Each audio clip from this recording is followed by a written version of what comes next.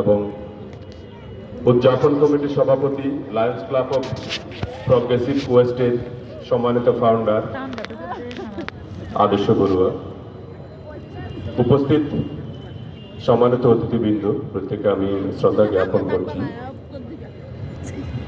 শত বছরের যে মহান পুণ্যপুরুষ একে একে 100 বছর ধরে যারা কাজ করে গিয়েছেন মানব কল্যাণে, সধর্মের কল্যাণে, দীর্ঘ সময়ের এই পরিক্রমায় দুজন সংঘরাজা, সংঘ মহান পুরুষ আমি স্মরণ করছি। আমাদের এই কর্ণজন্মা ফটিকছড়ির অঞ্চলে জন্মজাত অষ্টম সংঘরাজ পান্তে, যিনি 100 বৎসর পেরিয়ে এবং তারই ধারাবাহিকতায় তারা যুগগতভাবে কাজ করেছেন, সধর্মের প্রচার করেছেন, সধর্মের উন্নয়নে, সমাজ উন্নয়নে, সমাজে অর্থনৈতিক মুক্তির জন্য যারা কাজ করে গিয়েছেন, তাদের মধ্যে অন্যতম আজকে ত্রয়োদশ সংঘরাজ, যিনি 100 বৎসরে বিকাল। এবং আমার পরবর্তী সময়ে আরেকজন শ্রদ্ধেয় পান্তে ঢুকেছিলেন, শ্রদ্ধেয় শাসন রক্ষিত পান্তে। আমরা দেখেছি শ্রদ্ধেয় পান্তেকে নীরব চাহনি, যে চাহনিতে তিনি বিদায় নিচ্ছেন, আমরা সাধুবাদ দিয়েছিলাম। কথা বলতে যে সকল নেতৃবৃন্দ যুগপতভাবে এই অঞ্চল, এই শহরের, এই ময়দানের, একই সাথে 29-30 উদযাপন কমিটির মুখ্য ভূমিকায় থেকে যারা সুন্দর ও সফল করার জন্য সময় বা শ্রম দিয়ে যাচ্ছেন, কায়িকভাবে শ্রমদান করে যাচ্ছেন, প্রত্যেককে কৃতজ্ঞতা জানাই। Lions club of progressive ওয়েস্টের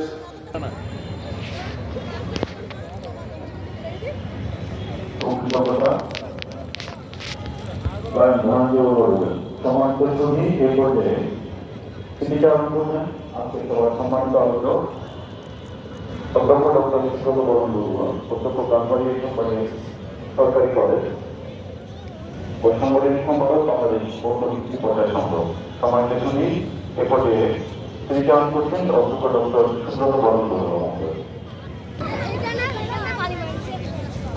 Bangladeshi বৌদ্ধদের সর্বোচ্চ ধর্মীয় জগৎ বাংলাদেশ সংগ্রাম মহাসভার মহামান্য ত্রয়োদশ বাংলাদেশ বৌদ্ধ সমিতির